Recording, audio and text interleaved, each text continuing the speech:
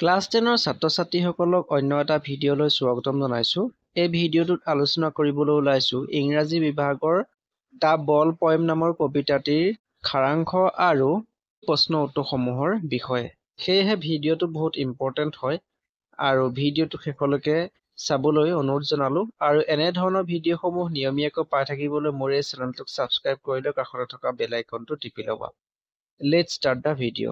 What is the boy now who has lost his ball? What is he do? I saw it go merrily bouncing down the street and then merrily over. There it is in the water. No use to say, oh, there are other balls. An ultimate shaking grief fixes the boy as he stands rigid, trembling, staring down all his young days into the harbor where his ball went. I would not intrude on him a dime, another ball is worthless. Now he senses first responsibility in a world of professions.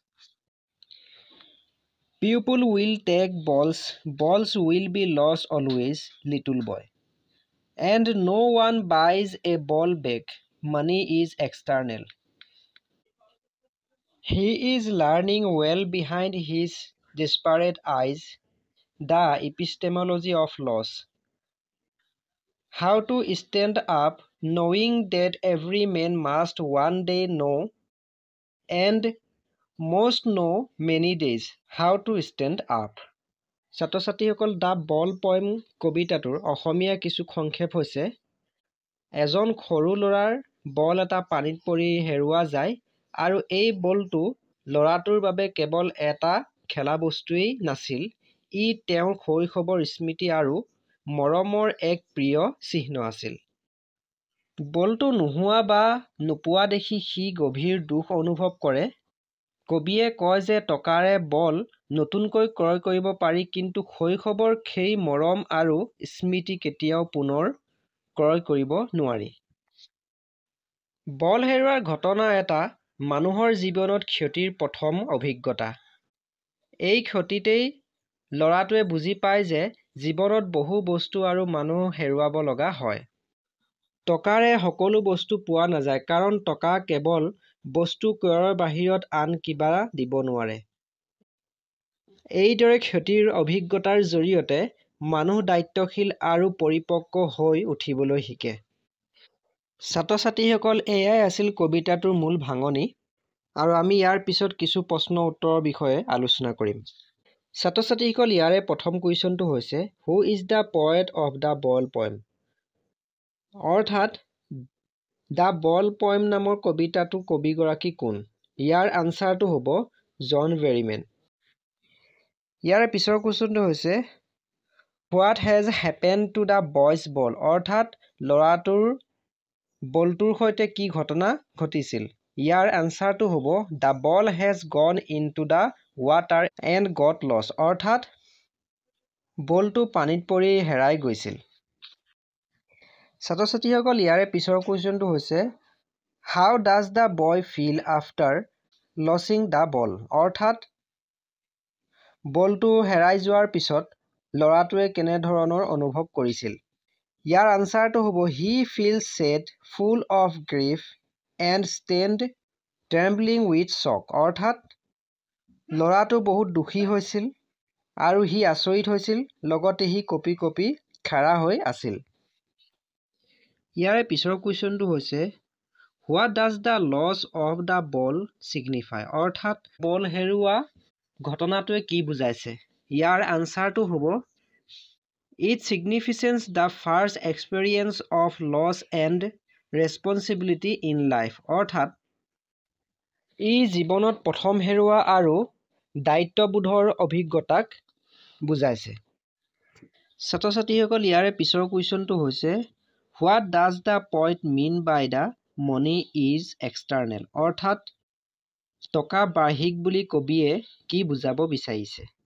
ইয়াৰ আনচাৰটো হ'ব it means money can only buy material things, it can not buy emotions, memories and feelings. অৰ্থাৎ টকাৰে কেৱল বস্তুহে কিনিব পাৰি কিন্তু মানুহৰ আবেগ অনুভূতি তথা স্মৃতি আৰু অনুভৱক কিনিব নোৱাৰি ছাত্ৰ ছাত্ৰীসকল ইয়াৰে পিছৰ কুৱেশ্যনটো হৈছে what lesson is the boy learning from the lesson অৰ্থাৎ ল'ৰাটোৱে লেছনটোৰ পৰা কি শিক্ষা লৈছে ইয়াৰ আনচাৰটো হ'ব he is learning that loss is a part of life and must be accepted with responsibility অৰ্থাৎ তেওঁ শিকিছে যে ক্ষতি এটা জীৱনৰ অংগ হয় আৰু ইয়াক দায়িত্ব লৈ গ্ৰহণ কৰিব লাগে ছাত্ৰ ছাত্ৰীসকল ইয়াৰে পিছৰ কুৱেশ্যনটো হৈছে what does the ball symbolize in the poem অৰ্থাৎ কবিতাটোত বলটোৰ প্ৰতীক কি ইয়াৰ আনচাৰটো হ'ব it symbolize the boy childhood innocence and happy memories অৰ্থাৎ ই ল'ৰাটোৰ শৈশৱ নিৰ্দোষতা আৰু সুখ আৰু স্মৃতিৰ প্ৰতীক ছাত্ৰ ছাত্ৰীসকল ইয়াৰে পিছৰ কুৱেশ্যনটো হৈছে why does the poet not offer to buy another ball for the boy অৰ্থাৎ ল'ৰাটোৰ বাবে বেলেগ এটা বল কিনিবলৈ কবিয়ে কিয় নিৰ্দেশ দিয়া নাই ইয়াৰ আনচাৰটো হ'ব because the boy must learn the reality of loss and that money cannot replace anything অৰ্থাৎ ইয়াৰ কাৰণটো হ'ল ল'ৰাটোৱে হেৰুৱাৰ বাস্তৱিকতা জানিব লাগিব আৰু সেই টকাই সকলো ঠাই ল'ব নোৱাৰে ইয়াৰে পিছৰ কুৱেশ্যনটো হৈছে what is the theme of the poem অৰ্থাৎ কবিতাটোৰ মূল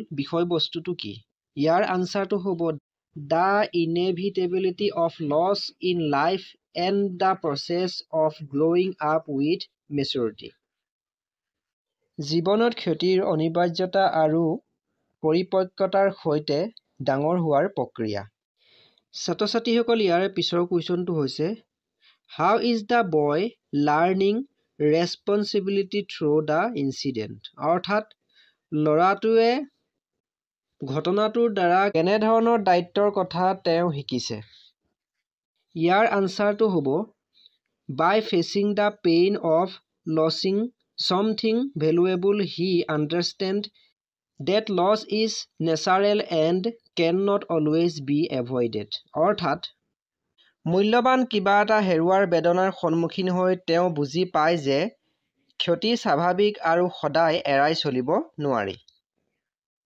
ছাত্ৰ ছাত্ৰীসকল ইয়াৰ পিছত আমি কিছুমান লং কুৱেশ্যন কৰিম আৰু এইসমূহ হৈছে ক্ৰমে right the central idea of the poem the ball poem অৰ্থাৎ দ্য বল পয়েম নামৰ কবিতাটোৰ কেন্দ্ৰীয় ধাৰণাটো কি লিখিবলৈ কৈছে ইয়াৰ আনচাৰটো হ'ব the poem tells us that loss is an essential part of life The boy loses his ball and realizes that he cannot get it back. This simple incident makes his aware that in life we lose many things, possessions, loved ones and moments which money can never replace. Through this the poet conveys that maturity comes when we accept and learn to live with such losses.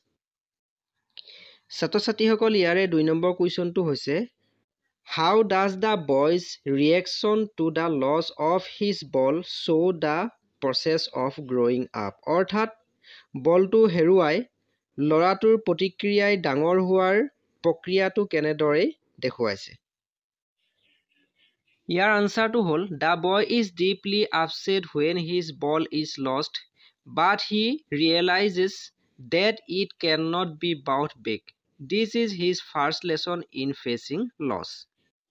By accepting it, he begins to understand responsibility and the truth of life. The incident symbolizes the first step in his journey from innocence to maturity. ছাত্ৰ ছাত্ৰীসকল ইয়াৰে 3 number কুৱেশ্যনটো হৈছে Explain the significance of the line money is external. ইয়াৰ অৰ্থটো হৈছে money is external নামৰ শাৰীটোৰ তাৎপৰ্য ব্যাখ্যা কৰা ইয়াৰ আনসাৰটো হ'ব This line means that money can only buy material possessions, not emotions or relationships. Even if someone buys a new ball for the boy, it cannot replace his attachment. Memories and feelings connected to the lost ball. Therefore, the poet wants to highlight that the most valuable things in life cannot be purchased with money. ছাত্ৰ-ছাত্ৰীসকল ইয়াৰ পিছত কিছু important questions আলোচনা কৰিম যিসমূহ বহুত important হয় ইয়াৰে প্ৰথম কুৱেশ্যনটো হৈছে What does the boy's ball symbolize? ইয়াৰ আনসাৰটো হ'ব The ball symbolizes childhood, innocence, and possessions that cannot be replaced when lost. ছাত্ৰ-ছাত্ৰীসকল ইয়াৰে 2 নম্বৰ কুৱেশ্যনটো হৈছে What is the boy learning from the lesson of his ball? ইয়াৰ আনসাৰটো হ'ব He is learning about the reality of loss, responsibility, and that money cannot buy everything back. ইয়াৰে পিছৰ কুৱেশ্যনটো হৈছে Explain money is external. ইয়াৰ আনসাৰটো হ'ব It means money can only buy material things, but it cannot replace feelings, memories, or relationships. ছাত্ৰ-ছাত্ৰীসকল ইয়াৰে অন্তিমটো question হৈছে What is the central idea of the poem? ইয়াৰ আনসাৰটো হ'ব Loss is a part of life and one must learn to accept and cope with it to grow mature. ছাত্ৰ-ছাত্ৰীসকল এয়াই আছিল The Ball Poem নামৰ কবিতাটোৰ অসমীয়া সাৰাংশ আৰু ইয়াৰ প্ৰশ্ন উত্তৰসমূহ যদি ভিডিঅ'টো চাই ভাল পালা লাইক কৰিবা লগতে তোমালোকৰ বন্ধু-বান্ধৱীসকললৈ শ্বেয়াৰ কৰি দিবা আৰু এনে ধৰণৰ ভিডিঅ'সমূহ নিয়মীয়াকৈ পাই থাকিবলৈ মোৰ এই চেনেলটোক সাবস্ক্ৰাইব কৰি লৈ কাষতে থকা বেল আইকনটো টিপি ল'বা Thank you for watching.